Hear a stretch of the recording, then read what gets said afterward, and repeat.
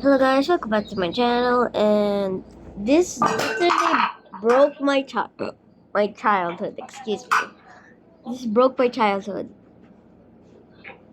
No, it's another. It's like SpongeBob Conspiracy 4. Actually, SpongeBob ate Mr. Krabs' ancestors, or brothers or sisters, or cousins. And he's the only one who managed to survive. I mean, SpongeBob's ancestors. Yeah. But nobody truly knows. How did Mr. Crab get enough meat?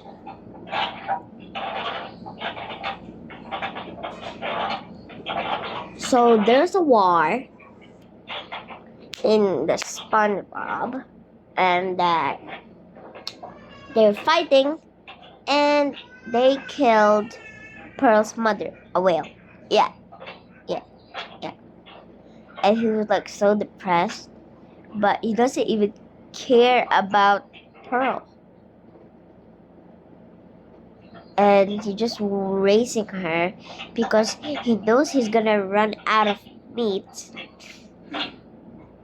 Okay. Yeah.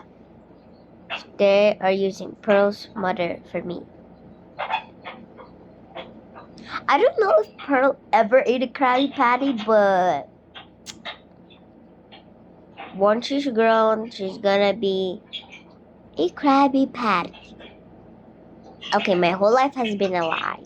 Okay, we're just gonna mute and then Miss Puff's story. Okay, let's just mute and let's see. This is not Mrs. Puff. You may think she's just SpongeBob's boating teacher, but you'd be very, very wrong. For years, she's been running from her dark and mysterious past, but it's finally caught up to her, and behind it all is a mastermind who's been secretly controlling her life and psychologically torturing her. If you guys thought my last two theories were mind-blowing, get ready for my biggest conspiracy yet. This is the Mrs. Puff theory. I gotta start off by saying, wow, the reaction to my last two SpongeBob theories has been insane. How does she know? How does she know? Squilliam, you lying, deceiving, who is that handsome young devil? I'm glad you guys are enjoying my ridiculously deep dives into this show. I mean, I have to watch so much SpongeBob and read so much of the Wikipedia to put these theories together, but it's worth it because the writers actually take the time to set these things up. Now, a lot of people have been asking, Alex, how do you come up with these crazy conspiracy theories? Well, I always start these theories by looking for the moments in the show that seem to be implying more than they're letting on. Like I've said before, SpongeBob is a weird show with lots of abstract humor, but I can usually understand the intent the writers had behind a weird joke. But then there's stuff like this. I hope I still remember how to do this. Yeah. And it's so confusing and weird that it feels like the writers are trying to imply something beyond just weirdness for the sake of comedy. And nowhere in the show is there more of these moments than with Mrs. Puff. And once I started looking into it, it led me down the deepest rabbit hole I've ever seen from this show. So, let's begin. Uh-oh, looks like I'm getting hacked by a hacker. I knew this would happen if I got too close to the truth. Well, it's a good thing this video is sponsored by NordVPN. If you're watching this video, then you're on the internet, which means at any moment you could be hacked by a cyber criminal. All of your privacy, all of your personal information, the hackers can get it all. They're probably hacking you right now. What are you even doing watching this video? You have to get out of here. Get the hell out of here! Unless you use NordVPN, a service that can protect your privacy while you're Okay, let's see if this rest actually easy knowing works. all of your communications and personal data are safe when you use NordVPN. And you can even use NordVPN on up to 6 devices. You can also use NordVPN to unlock videos or shows that you would normally Move to a new city, start a new boating school with a new name. No, not again.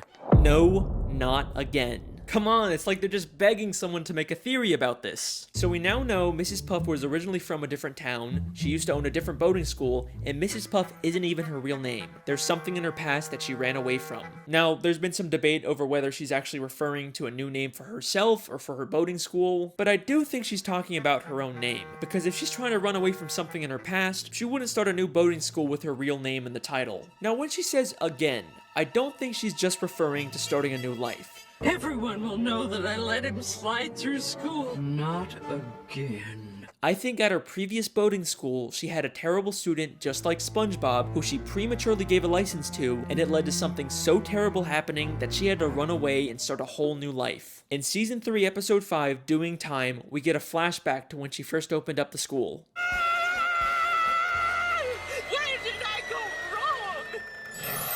With the opening of my new boating school, I pledge that as long as a student is willing to learn, I shall never give up. Hi, I'm SpongeBob SquarePants. With the opening of this new boating school, let's keep in mind that this is not her first boating school. Maybe the whole reason she's making this pledge now at her second school is because she gave up on a student at her previous school, and that led to her having to run away and start a new life. She's pledging to never make the same mistake again. Now let's skip ahead to one of the newer episodes. Season 12, Episode 21, Lighthouse Louie, where Mrs. Puff has SpongeBob organize all the stuff she keeps in the school's lighthouse. There's lots of interesting things hidden in the background, but the first thing that caught my eye was this file labeled Mrs. Puff. It makes sense for a teacher to have files on all their students, but why would she have a file about herself? But let's remember, she's not Mrs. Puff. That's a fake identity she created, and I'm willing to bet all of her fake identification documents are in this file. Back in No Free Rides, she just gives SpongeBob a license that she already had for him. So she clearly makes these licenses and would probably know how to make fake identifications. But that's not the only hint about Mrs. Puff's past in this lighthouse. There is something in here that directly confirms all of this. As SpongeBob swallows all of Mrs. Puff's junk, we see something very interesting for only a few frames.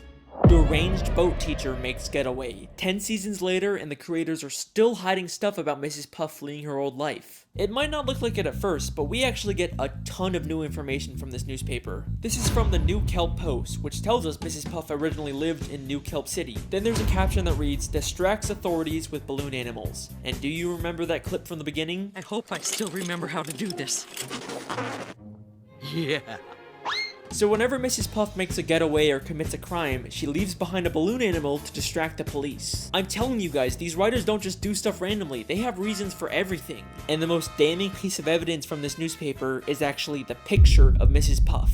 Kind of a strange photo, right? We have seen this exact same photo of her before. In the episode No Free Rides, when she imagines what would happen if SpongeBob got his license. Local consensus places the blame on this negligent, selfish driving instructor. This means that this isn't just her imagination of what might happen. This is also her remembering what happened when she lived in New Kelp City and prematurely gave one of her students a license. And I'm willing to bet that the fish reporting the news is the exact same one who reported about her in New Kelp City. Let me explain. We know from the episode Whatever Happened to SpongeBob that reporters from the Bikini Bottom News can also work for the New Kelp City News. But the real reason I think this is because of his hair. In the entire show, we have never seen this fish reporter with hair before. Why would the creators go out of their way to add that detail? Because Mrs. Puff isn't imagining him as he looks now. She's remembering him from years ago when he used to have hair, when he reported about her in New Kelp City. Mrs. Puff has been running from her past ever since, and is now forced to relive her experience with an unteachable student through SpongeBob. But reliving this trauma has pushed her to the point of complete insanity. And trust me when I say that you have no idea how delusional she actually is.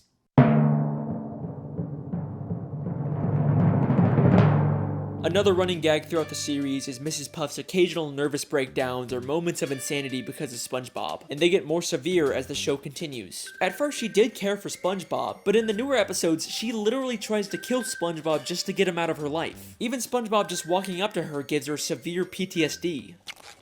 Hi, Mrs. Puff. Ah!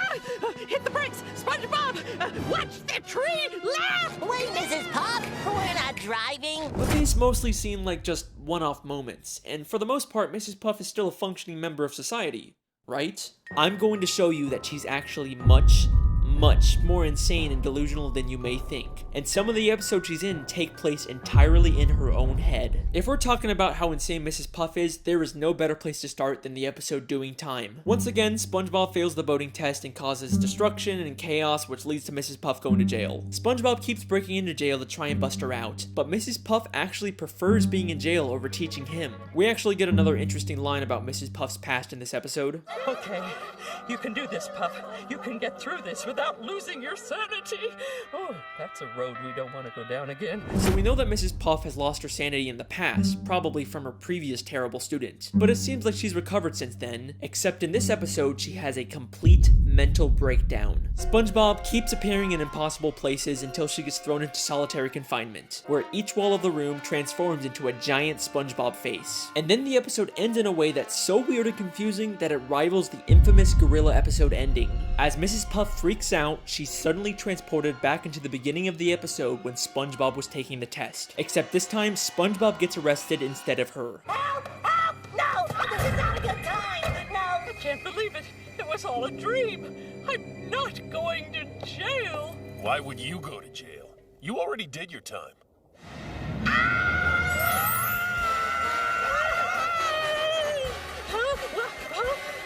Ah, forget it.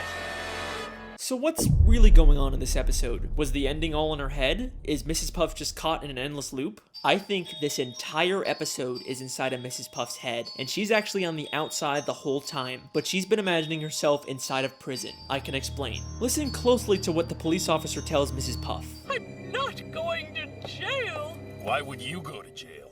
You already did your time. Why would you go to jail? You already did your time. And then revealing she's still in a prison uniform despite being on the outside. So this scene is obviously inside of her head, which means everything we see is symbolic. And if we can understand the symbolism of it, we can understand what's really going on with Mrs. Puff.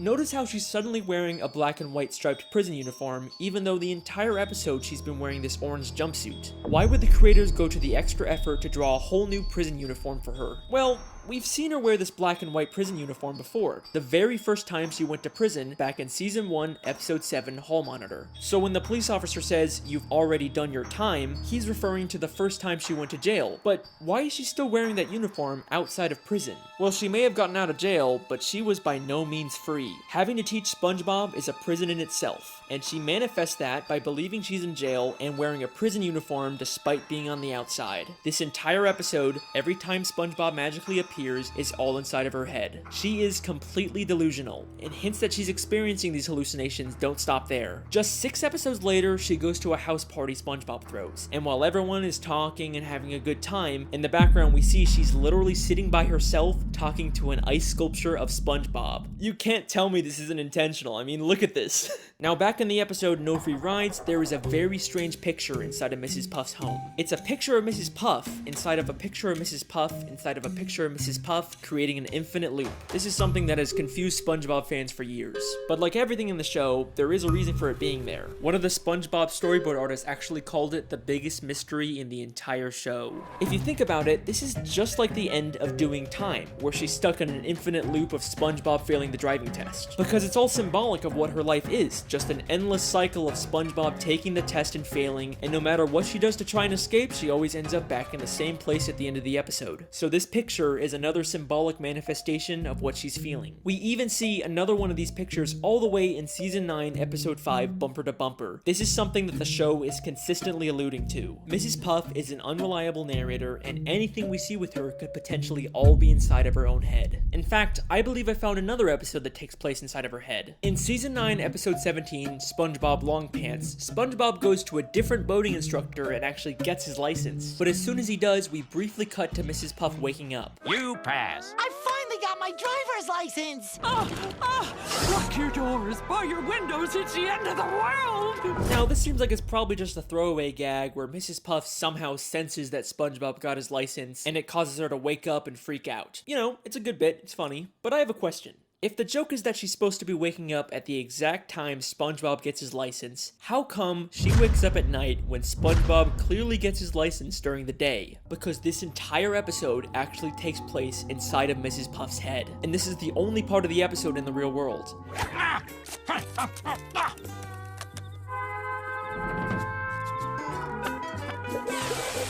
I don't know what that was all about, but I'm glad it's over. But let me pause for a second. I'm sure some of you are already wondering if this contradicts my previous SpongeBob video, The Television Theory. If you haven't watched that one, the gist of it is that the entire show is a documentary television show, and everything we see is actually being secretly filmed by scuba divers, and there's a ton of evidence to support it. I'm very proud of that video, you should definitely check it out. But if everything's supposed to be from a camera, then how are we seeing things from inside Mrs. Puff's head? In fact, how do we see dreams and flashbacks and thought bubbles? Well, I think the simple answer is that even though we viewed the show through an objective camera lens, the world itself still follows the rules of a cartoon. You can never tell another living soul.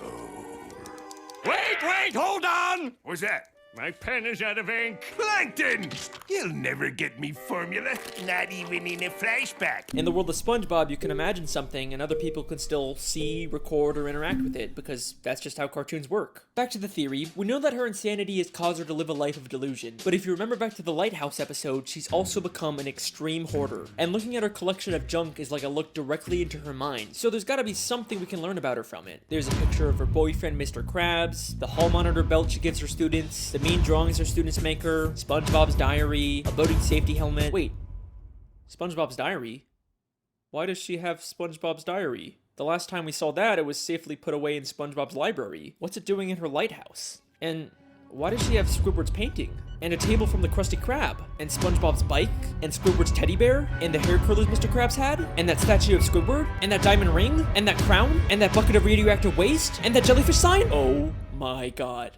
Mrs. Puff is a kleptomaniac. Mrs. Puff has been stealing from everyone in Bikini Bottom. I can even prove that her pet snail from season 3 episode 19 was stolen. My snail is up a tree. I've had her since I was a little girl. No! You've had that snail since you've been a little girl, huh? Then how come that is the exact same snail Squidward had 4 episodes ago in the Great Snail Race? I wouldn't let Snelly here play with that mongrel mutt. She's a purebred. See, she even has her own papers. He even has her paperwork. Mrs. Puff clearly stole the snail from Squidward. But why the hell would Mrs. Puff steal all this other junk? What possible use could she have for any of it? We could find the answer to that question by looking at this green hat and this purple jacket.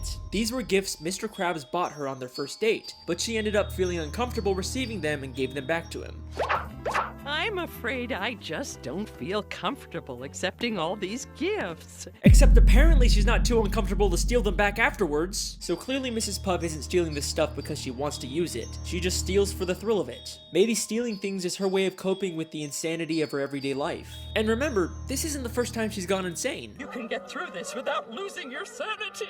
Oh, that's a road we don't want to go down again. In fact, I have reason to believe that she started stealing things way back whenever she first went insane. I hope I still remember how to do this. I don't think she's just talking about remembering how to make balloon animals. She's probably also referring to remembering how to steal a boat. And if that's not enough for you, in a SpongeBob comic book, she actually admits that she used to rob banks, and she wears the exact same ski mask. Mrs. Puff lives a completely delusional and miserable life, all because she has to teach SpongeBob how to drive. It's led her to steal from the people she cares about and completely disassociate from reality. But that begs a very important question. If SpongeBob is causing her life to be so miserable, then why does she even keep teaching him? After all the destruction and pain he's caused, she'd totally be justified to expel him, right? I mean, she will literally try and kill him so she doesn't have to teach him, but for some reason she can't just expel him. It's almost like there's someone forcing her to teach SpongeBob.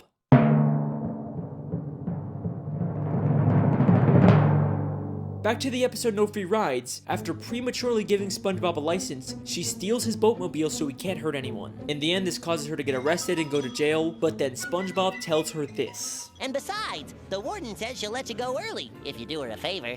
What's that? Free driving lessons! She'll get to leave prison early if she gives free driving lessons. That seems like an oddly specific requirement. And that's not the only time this gets mentioned either. In Season 9, Episode 5, Bumper to Bumper, we get this scene. If only SpongeBob could pass his boating test, he'd be out of my life once and for all. Unfortunately, I keep getting reminded of the consequences if I get too angry with the little nuisance. Consequences. Are you telling me that if she refuses to teach SpongeBob specifically, she'll be violating her parole and get sent back to jail? Why does the prison even care if Mrs. Puff teaches SpongeBob? Is it just part of some weird community service? But things start to get really suspicious at the end of Season 7, Episode 5, Summer Job. Once again, Mrs. Puff ends up in jail, but this time she's forced to go to a prison boating school. Oh, wow! A driver's education class! Good day, class. I must be having a nightmare! What's he doing here? Dear Mrs. Puff, I'm following in your footsteps and got a job as a driver's ed teacher for the summer.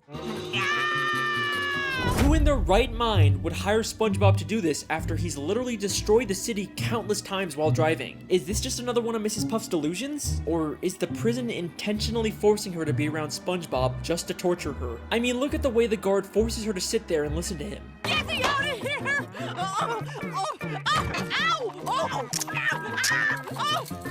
And look at that evil smile he has as he watches her endure this torture. There is something very strange going on with this prison. Then, in Season 10, Episode 8, The Getaway, Mrs. Puff meets a criminal named Dorsal Dan and starts to get romantic feelings for him. This is also while she's still dating Mr. Krabs. Shame on you, Mrs. Puff. At the end of the episode, they both accidentally land in prison, and the warden puts him in solitary confinement. Warden, I found this one pulling up outside the prison. Dorsal Dan, a notorious getaway driver. Toss him in the clink. I'll wait for you, my little tender boy. In or out of jail, this prison will stop at nothing to make sure she is alone and miserable. But why? Who's behind all of this? Why would anyone care this much about torturing Mrs. Puff? Who's the mastermind pulling the strings? Well, maybe it has something to do with her old life in New Kelp City. Maybe she crossed someone and they've been plotting their revenge ever since. But I've looked in every single frame of New Kelp City, and there is nothing connecting it back to the prison. I've looked literally everywhere, and there's not a single person from the city that has anything to do with Mrs. Puff. Well, I mean, maybe except for the literal warden of the prison she's being kept in! He may be hiding slightly off screen, but that is clearly the same warden of the Bikini Bottom prison. And this isn't some random background character that the show reuses all the time. He is a very distinct character. You can call me out on the Squilliam video all you want, but not this time. But wait a second. If the warden was originally from New Kelp City, then he'd probably know about Mrs. Puff's dark past and her true identity. So why hasn't he exposed her? He's just kept quiet about the fact that one of his inmates is living a completely false identity. She'd probably even get more prison time when they find out who she really is, so why hasn't he said anything? This is where things get very interesting. So, we know Mrs. Puff prematurely gave a student at her original boating school a license, and that led to them causing chaos and destruction. Maybe this student accidentally did something terrible to the warden, and he's blamed Mrs. Puff ever since. Whatever happened was so terrible that it caused him to move to Bikini Bottom and get a job as the warden of the town's prison. And to his surprise, he finds out that one of his inmates is actually the person he blamed for that terrible thing happening. This works out perfectly for him. He can finally get his revenge on Mrs. Puff by making her life miserable. All he has to do is reveal her dark secret and she'll be stuck in jail for much longer. Except for one small issue with his plan. Mrs. Puff actually likes being in prison. One day down, 2,528 to go. Oh, that's just shy of 4 years without SpongeBob. I'm going to enjoy this. So, he comes up with a new plan. Keep Mrs. Puff secret and let her out of prison early, but only under the condition that she has to teach SpongeBob. He's literally turning her normal life into a prison. And he makes sure going back to prison to avoid SpongeBob isn't even an option for her anymore, because he'll make sure that SpongeBob is always in there with her. And he's not gonna let her escape and start a new life like she did in New Kelp City. He makes sure to give her an ankle bracelet that doesn't let her leave Bikini Bottom. I can't even leave town without violating my parole. He is the mastermind who's been controlling everything this entire time. But guess what? His insidious plan doesn't even end there. This is not the first time we've seen the Warden character. We first see him in Season 4, Episode 2, Crabs vs. Plankton. In this episode, Plankton slips on some water in the Krusty Krab and decides to sue Mr. Krabs for everything he owns. owns. And then guess who shows up out of nowhere and offers to be Mr. Krabs' lawyer? What I really need is a good lawyer. Whoa, did somebody say lawyer? Richard A. Bottomfeeder, attorney at law. I couldn't help but notice that despicable display. Richard A. Bottomfeeder, the warden of the Bikini Bottom prison, is also apparently a lawyer? That's kind of strange. Those both sound like major careers. You usually wouldn't imagine someone being both. Then he says he'll be Mr. Krabs' lawyer completely free of charge. So, how much is this gonna cost me? Actually, I won't charge a dime unless we win. Well, that's awfully generous of you, Richard. He seems very confident that he can win the case, but right before he goes to court, he slips on some water and says SpongeBob will have to be Mr. Krabs' lawyer now. Oh, this is gonna be a slam dunk. Oh, no! Mr. Krabs' lawyer, speak to me! Wrapped with pain, can't move. Looks like you're gonna have to handle this one, son. He tells SpongeBob that he has to represent Mr. Krabs, even though he himself called SpongeBob a liability. Actually, SpongeBob, we won't be needing any testimony from you. Why, you'd be more of a liability than an asset. But it's okay, because apparently all SpongeBob needs to win is inside of Richard's briefcase. Everything you need to win is in this here case. Really? Everything? Except when SpongeBob gets to court, he realizes that Richard never gave him the combination to the case. It's, all in here. Really? Yep, right in here. Is there a problem? Your lawyer didn't give me the combination. Either Richard A. Bottomfeeder is the worst lawyer in history, or this is all part of his elaborate plan to ruin Mrs. Puff's life. Here's what I think happened. First, he finds out that Mr. Krabs is being sued, and he wants to ensure that Mr. Krabs loses the case because he wants to destroy any chance Mrs. Puff has at finding love. So he pretends to be a lawyer, even offering his services for free, something Mr. Krabs can't resist. He makes Mr. Krabs feel confident that they're gonna win the case, and then at the last second, he pretends to get into an accident so he can't represent Mr. Krabs. Instead of finding a real lawyer to replace him, he tells the most incompetent person for the job, SpongeBob, that he has to be Mr. Krabs' lawyer. And he gives him a case that allegedly has all the answers in it without actually giving SpongeBob the combination, setting him up for a total failure in court. Richard A. Bottomfeeder refuses to let anyone get close to Mrs. Puff, not Dorsal Dan, and not Mr. Krabs. This guy has squillion levels of hate for Mrs. Puff. But why? What exactly did her previous student do that warrants this much torture? It can't be something as simple as him or his property getting damaged. It has to be something life-changing. Something like losing a loved one because of the student's reckless driving. And I think the show gives us one last hint about who this might have been. All the pictures of Mrs. Puff's house are very meaningful to her. She's got photos of Mr. Krabs, her pet snail, and of course those infinitely looping photos that told us so much about her mental state. But there is one more photo in this house that might be the key to this entire conspiracy. In season 12, episode 14, Plankton's Old Chum, we see a photo of someone we've never seen before on Mrs. Puff's wall. There's some surprising similarities between this character and Richard. The green color, the red bow tie, the overall fancy, serious appearance. It clearly isn't the same person, but maybe this is someone related to Richard, like a father, a son, or a brother that Mrs. Puff's former student killed. And the reason she keeps a photo of him up is to have a permanent reminder to never make the same mistake of giving someone a license who doesn't deserve it. Mrs. Puff is a boating school teacher who once made a terrible mistake that led to the loss of her business, identity, sanity, and any chance at finding happiness. I like to think that there used to be a time when she was happy, back when her husband was still alive. If only he was still around today, maybe she wouldn't have to face all of this on her own. Thank you for watching, everyone. I hope you enjoyed. Is what I would say if I was done, except her husband is still alive! Woo! Let's do this! In the SpongeBob movie, SpongeBob and Patrick travel to a gift shop named Shell City that's full of dead fish turned into knickknacks and ornaments. Except they end up setting off the smoke detector, which activates the sprinkler system and brings all the dead fish back to life, including a very familiar looking pufferfish hanging from the ceiling. Mr. Puff is alive. Well, wait a second, if he's alive and he escaped, then why hasn't he gone back to Mrs. Puff? Why is she still alone? Because remember, she ran away from their home in New Kelp City and started a new identity. So sadly, Mr. Puff has no way of finding her. The tragedy of Mrs. Puff's story is that her happiness is just a city away, but she can never even leave town because that would violate her parole. Richard A. Bottomfeeder probably even knows her husband is alive and is making sure they're never reunited. As the name says, Richard really is a bottom feeder. This video took a ton of time and effort to do all the research for, so I really hope you guys enjoy. Thank you for watching, and thanks to NordVPN And even though Pearl's mother probably provides tons of meat, eventually he's gonna run out and he'll have to face what he's done. Well, unless of course there's another whale he has access to. Nope. Nope. No. No. No. No. Mr. Krabs wouldn't do that. He loves Pearl. He's not just raising her for Krabby Patty meat. Even Mr. Krabs isn't that much of a monster. From every side I've ever seen to the sweetest sound I've heard, I'd gladly give up everything for all the money that I've earned. Huh. Well, alrighty then, that's the end of that theory. Just gonna end it here before there's any more dark plot twists. You guys have...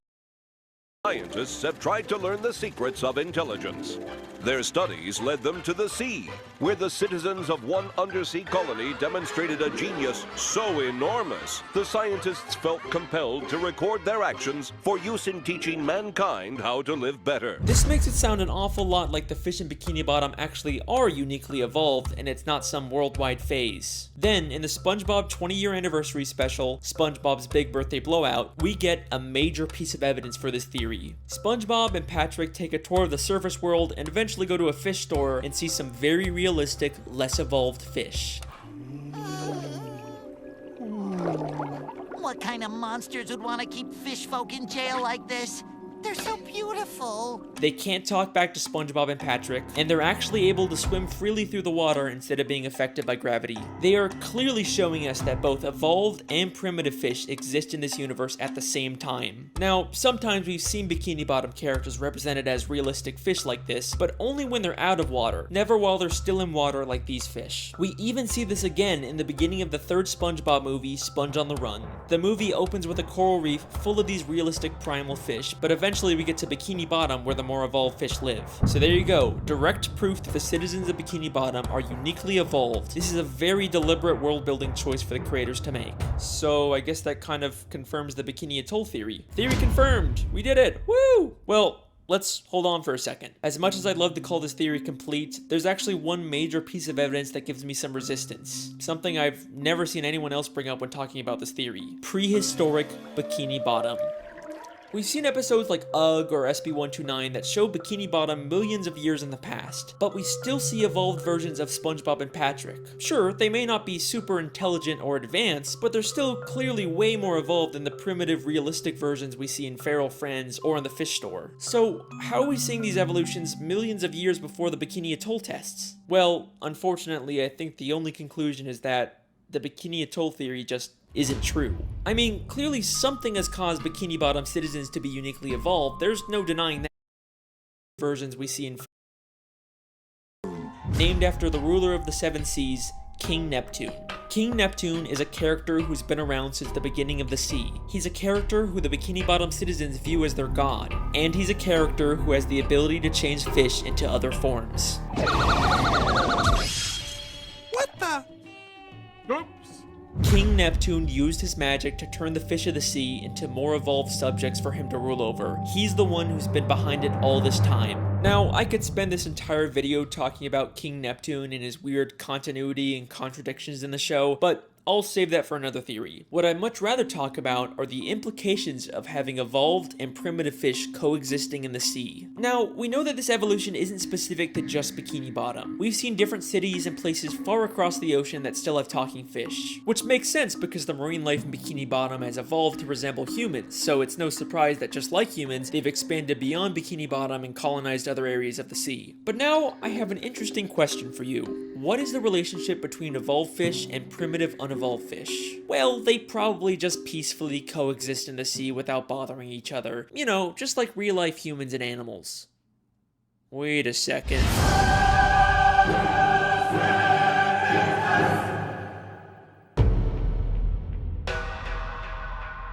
In Season 3, Episode 10, the Krusty Krab training video, there is this hilarious, absurd moment when they're talking about Mr. Krabs. After the war, Krabs stayed secluded in a deep depression that seemed endless. Like, what war happened in Bikini Bottom? They just tell us this and then completely drop it. But with this new context, is it possible that crabs fought in a war against these primitive, wild fish of the sea? I mean, let's remember in Feral Friends, some of those de-evolved fish were massive compared to the evolved fish, and they immediately started attacking each other. The battle for the survival of the fittest rages on in the animal kingdom. So yeah, in order for the Bikini Bottom citizens to survive and expand, they would probably break into some kind of war. And from the sounds of it, this war must have been pretty brutal to put Mr. Krabs into such a deep depression. But I'm getting ahead of myself. Is there actually any evidence that proves the war Mr. Krabs fought in was specifically this evolutionary war? Well, through the few flashbacks we get, we know that Mr. Krabs served in the Navy. And yes, they were sailing ships on an ocean, even though they're already underwater. This is actually a real-life phenomenon where certain parts of the sea can have a higher level of salinity, and it looks like an underwater ocean. Shout out Miss Parks, my high school marine biology teacher. We also know from maps of Bikini Bottom that the town is surrounded by this underwater ocean. So that places Mr. Krabs' war outside of Bikini Bottom where this evolutionary war would have to take place. Then if we took a look at Mr. Krabs' home, we see it is full of memorabilia from his past days in the Navy. But hidden within here is something that will absolutely blow your mind and answer one of the biggest questions in the show. Hanging there on his wall is a picture of a massive whale next to a ship.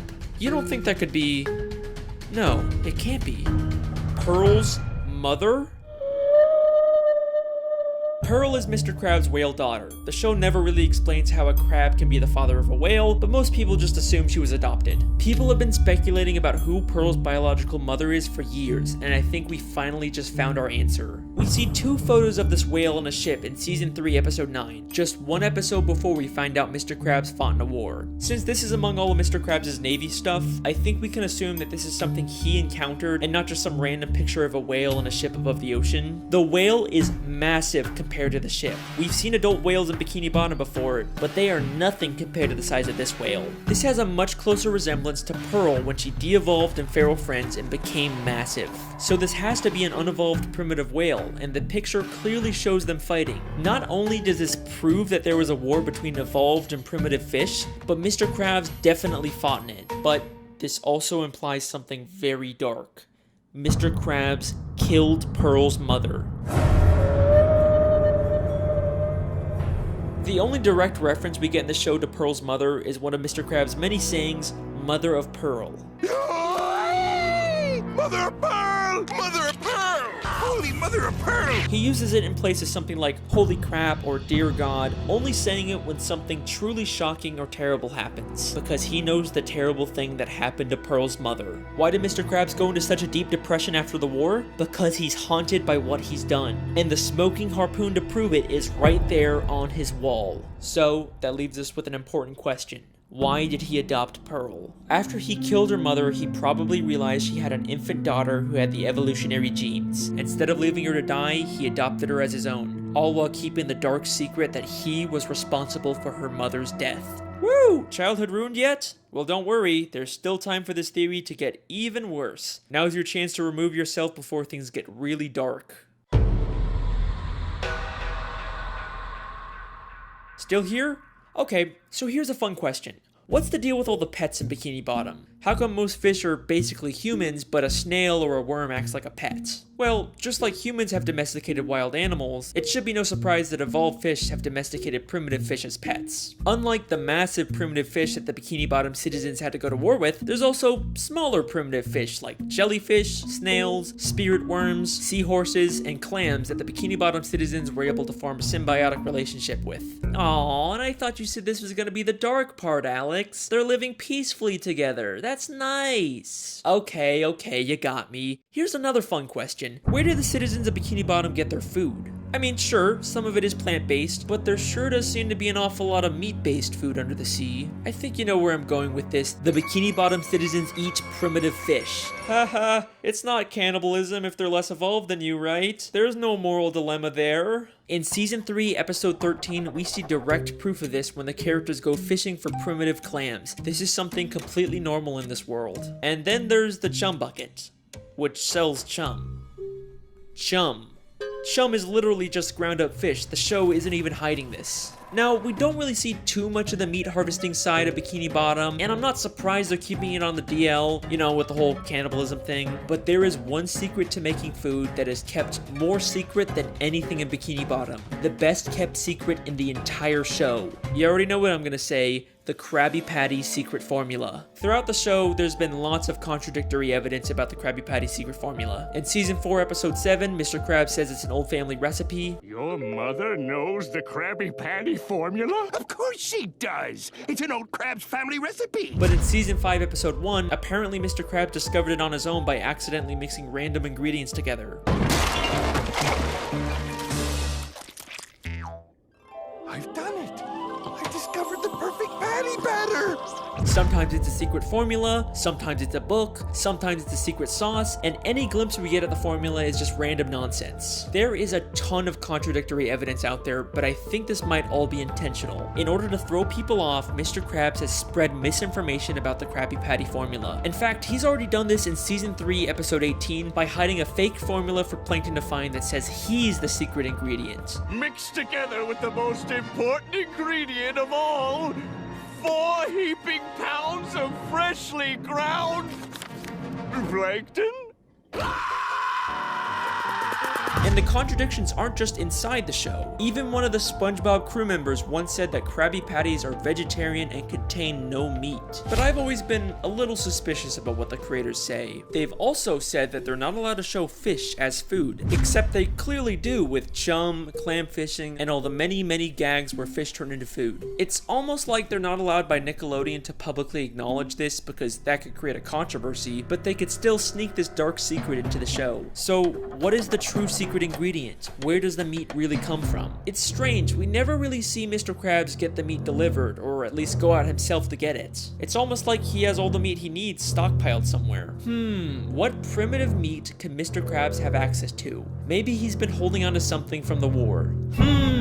What could Mr. Krabs have killed during the war that he doesn't want anyone to find out about? Something big enough to supply him with meat for years without needing more.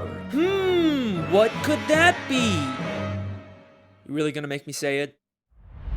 Mr. Krabs is using Pearl's dead mother's carcass to make Krabby Patties. Woo! We did it! Yeah, we solved the mystery! We did it! I'm so glad! Season 1, episode 15, Sleepy Time. Mr. Krabs has a dream that he's on a boat fishing for a massive dollar. This is his memory of killing Pearl's mother, except now all he sees her as is money. And take a guess what name he calls the dollar. What you doing, Mr. Krabs? I'm picking Neptune's bucket!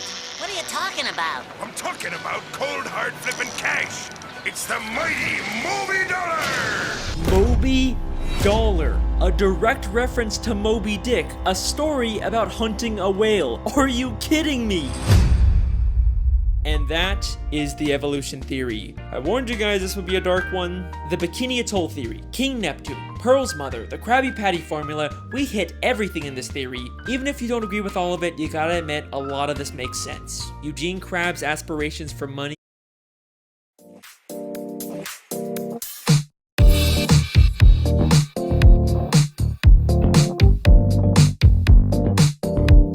So, the continuity with King Neptune is a bit of a mess. There are 2 different King Neptunes. There's a King Poseidon. There's 3 different royal palaces. 2 of them are called the City of Atlantis, but there's also a 3rd unrelated City of Atlantis. It's confusing to say the least. But there is actually a way to explain how all of this is intentional and connects together. This is a story of power, deception, and betrayal. This is the Neptune theory.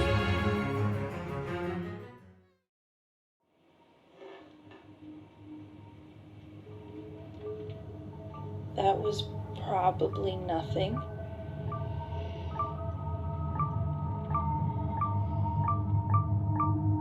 There's no tension, the pacing is slow, it fundamentally fails as a film. Alex, go back to making SpongeBob theory videos. No one wants to see your awful horror films. I've been your host, the one and only cynical critic, and remember to stay cynical. See you later.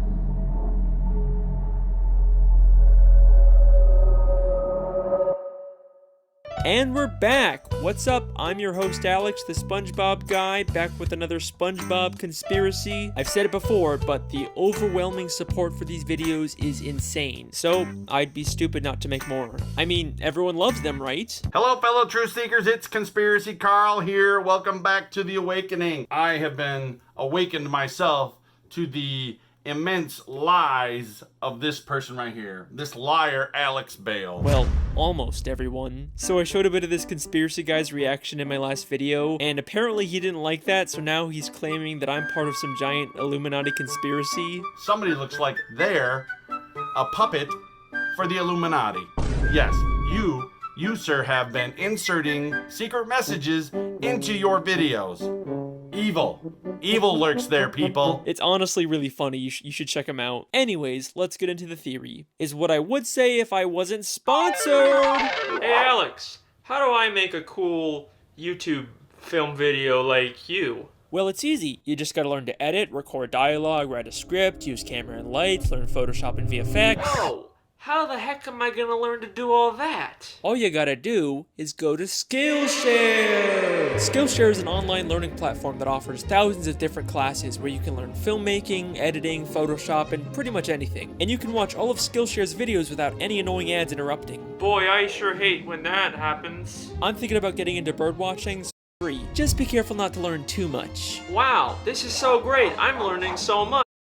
How can they both exist in this universe? Well, there's already an interesting theory out there about this. It's widely believed that the SpongeBob movie takes place in the future after the events of the show. So widely believed that I got hundreds of comments about it in my Mrs. Puff theory. Yep, I know guys, I heard what you said. The creator of SpongeBob, Steven Hillenburg, said he wanted to end the series with the movie, and it being canonically at the end of the SpongeBob timeline would explain why we never see the Krusty Krab 2, or any of the other characters from the movie in the later SpongeBob episodes. And some people believe that the reason why movie Neptune is so different is because he's actually Neptune's son, Triton, all grown up. And that's a pretty cool theory, but I don't buy it. Other than Triton looking nothing like movie Neptune, I've never actually believed that the SpongeBob movie takes place in the future. Despite there being many people who commented about it on my Mrs. Puff theory as if it was a proven fact, there's never actually been any official confirmation of it. Steven Hillenburg only said that he wanted to stop making SpongeBob after the movie. He never said anything about where the movie actually takes place in the timeline of the show. And we do actually briefly see Neptune's daughter Mindy show up later in the show in SpongeBob's Big Birthday Blowout.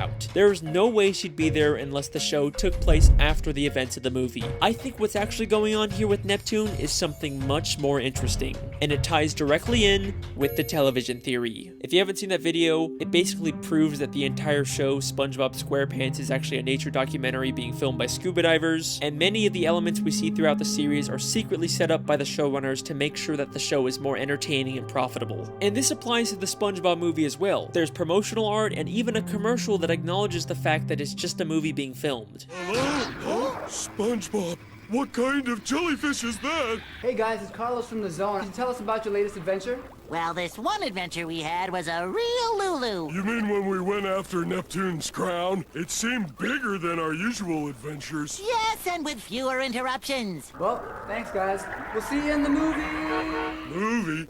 What's that? I know. I think the real reason why Neptune looks so different in the movie is because the filmmakers couldn't get the real King Neptune, the literal god of the sea, to show up for a movie. So they hired an actor to pretend to be the king. And there is actually a ton of evidence in the show to support this. King Neptune is supposed to live in the great city of Atlantis, but in the movie he just lives in some random sandcastle, almost like they just built a discount version for the movie. But the real evidence comes from season 10, episode 18, Lost and Found, where SpongeBob goes beneath the Krusty Krab to look for something in the Lost and Found. As he searches through the surprisingly massive collection of items, on one of the shelves we see something mind-blowing. The crown worn by King Neptune in the SpongeBob movie. The entire plot of the movie hinges on the fact that Neptune thinks Mr. Krabs stole his crown. Why would Mr. Krabs have this now? Because this isn't just the Krusty Krabs Lost and Found. It's also where they store the props used by the SpongeBob SquarePants filmmakers to create the SpongeBob movie. If you remember from my television theory, Mr. Krabs is secretly working for the showrunners to spy on all the main characters. And his secret surveillance room was hidden beneath the Krusty Krab, just like this Lost and Found. So it makes perfect sense for the showrunners to hide their props down here. here. And if you still don't believe me, we also see SpongeBob's guitar, the Goofy Goober peanut hats, and the magical bag of wind. All items from the movie that would make no sense being down here unless this was the showrunner's prop storage, and the movie King Neptune was just an actor. Well, that's one Neptune down. Now for the real mystery, King Poseidon.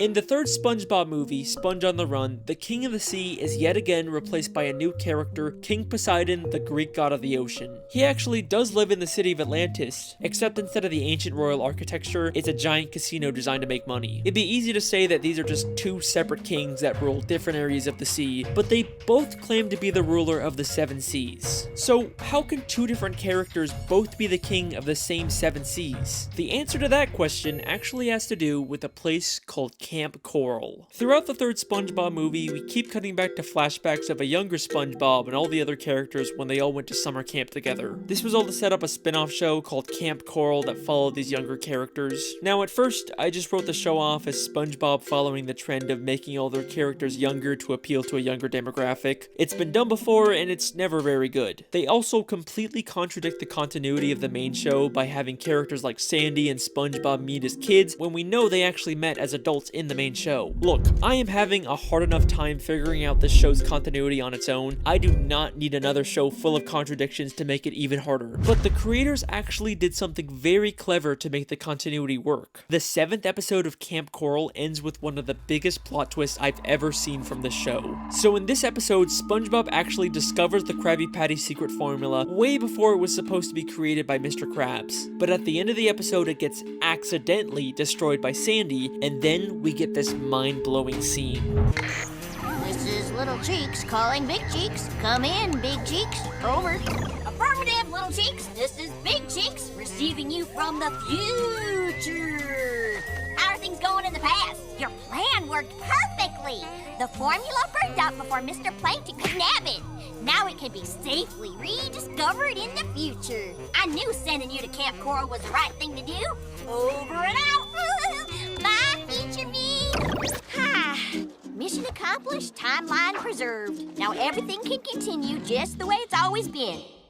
So Sandy used time travel to send her past self to Camp Coral so that she could make sure the Krabby Patty formula didn't get discovered before it was supposed to. They actually figured out a way to make this messed up continuity make sense. Don't you dare tell me this show doesn't care about its continuity. Can I also just say that this scene lines up perfectly with my television theory? A major part of that theory is that Sandy is actually a spy working for the showrunners and is secretly making sure everything stays on track. And then what do we see a month after I post my theory? Sandy secretly manipulating everyone to keep the show on track. Just gonna give myself a little pat on the back there. But enough gloating. What does any of this have to do with King Poseidon? Well, this proves that Camp Coral and the movie that sets it up are in an alternate timeline. The events that have taken place in the show are not the same events in this movie. The continuity errors like Sandy and SpongeBob meeting, or Poseidon being the king of the sea instead of Neptune, can be explained by this shift in the timeline. So there you go. King Poseidon and King Neptune are from completely separate timelines. That's why we never see any reference to King Poseidon in the show. And that is the Neptune theory. Huh, I mean that wasn't so hard. I guess I'm done here. Neptune stirred up quite a gale tonight. He must be mad about something. That's silly. Everyone knows Poseidon is ruler of the undersea. Everyone knows Poseidon is ruler of the undersea. Why can't anything ever be easy?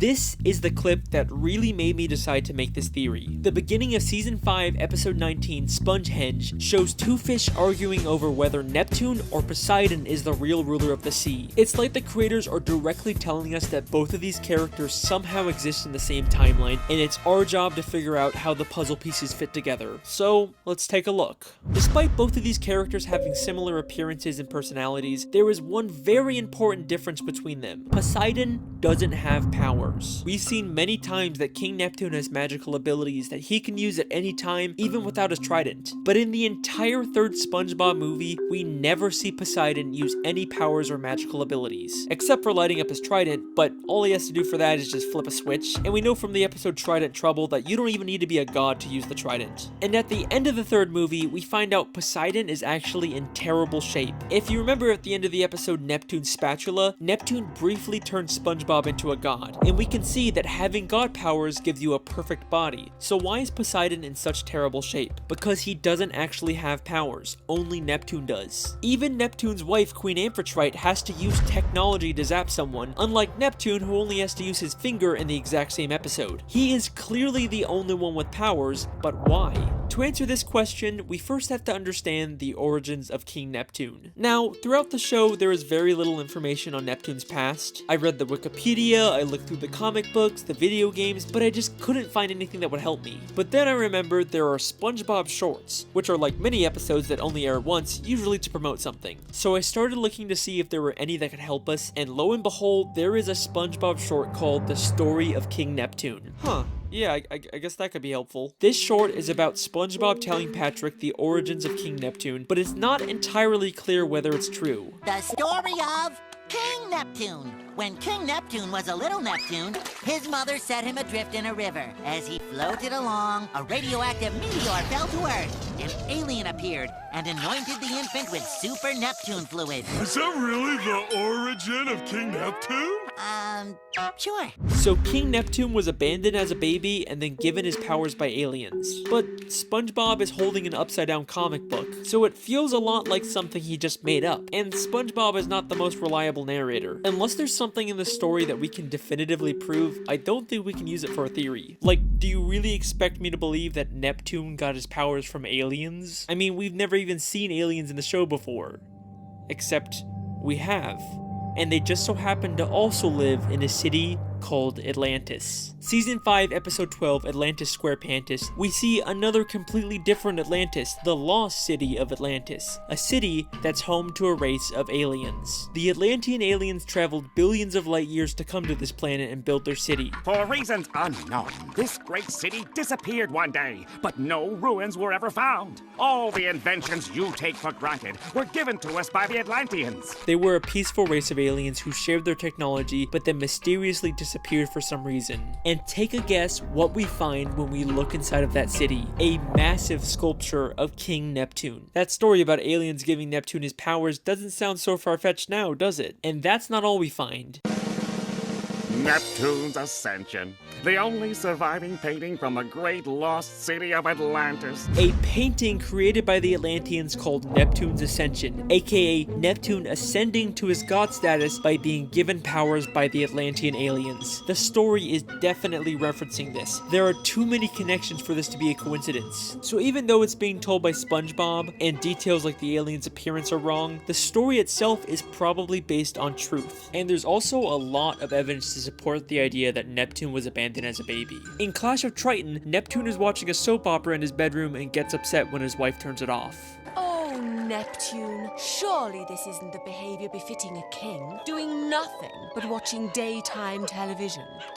Wait! Rochelle was just about to meet her biological parents. In the soap opera, Rochelle was just about to meet her biological parents. Maybe the real reason why Neptune's so invested in the soap opera is because he's never met his biological parents either. There's even tissues on the table next to him as if he's been crying. And the idea that Neptune was abandoned as a baby works perfectly with the mythology in the show. Neptune is the Roman god of the sea, but he is the only reference to Roman mythology in the show. Everything else we see is from Greek mythology. In the episode Trident Trouble, we see a Greek chorus. Behold, we're the Greek chorus. We narrate this epic tale. Neptune once mentioned Zeus, the Greek god of thunder. So I say, look, Zeus, either you come up with more money, or Neptune walks. He also mentions Apollo, the Greek god of the sun. Now behold, my beloved home of Atlantis. A prize worthy of Apollo.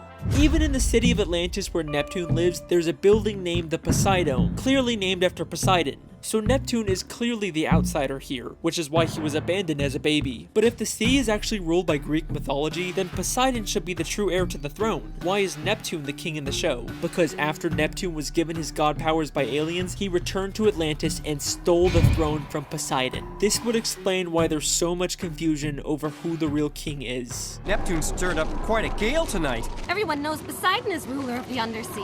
Legally, Poseidon should be the king, but Neptune took it by force. And that's not all he took from Poseidon. Neptune's wife, Queen Amphitrite, is the goddess of the sea. The Greek goddess of the sea, aka the wife of Poseidon. God damn, Neptune stole his wife and his throne. That is cold. And eventually, everyone did recognize Neptune as the rightful king. The pink fish who seemed adamant about Poseidon being the king completely changes her mind one season later in Clash of Triton. Oh, wait a minute, King Neptune is coming here? Oh, I'm a huge fan of the royal family. I just love everything they do. And that is the real story of King Neptune. The reason why Poseidon is king in the third movie is probably because in that timeline, Neptune was never given his god powers, so he never stole the throne from Poseidon. Although, seeing as how Poseidon turned Atlantis into a big casino cash grab city, maybe it's a good thing Neptune took over. The lost city of Atlantic City. And that is the Neptune theory. That was a tough one, but we are finally done. See you next time, guys. Wait, why is Poseidon City called the Lost City of Atlantic City? The lost city of Atlantic City. I mean, the Atlantic City Park makes sense. That's a reference to the real-life Atlantic City, but why is it called the Lost City? There is nothing lost about the city. It seems like everyone's easily able to find it. The only other reference to a lost city of Atlantis is the one with the aliens that gave Neptune his powers. Nope, I don't care. I'm done with this theory. I don't need to answer every single little question. I am 100% done.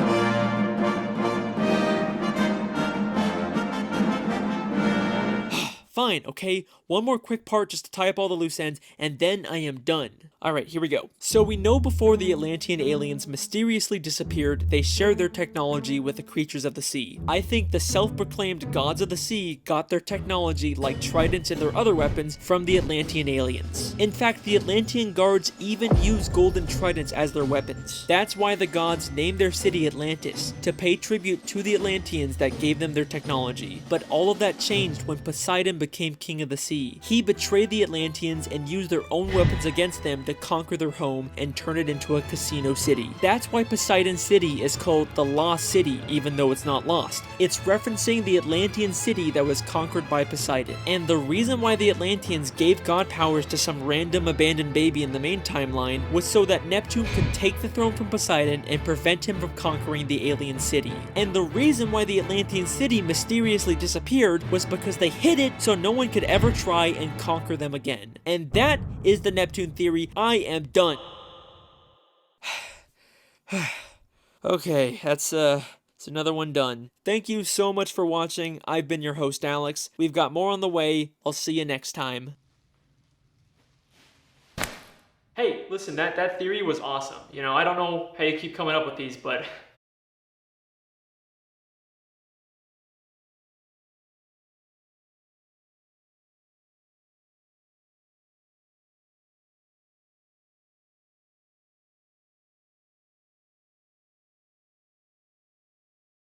Oh, you're so traumatized, it makes me wanna cry. You dumb motherfucker, I loved you, I loved you, I loved you, it's true.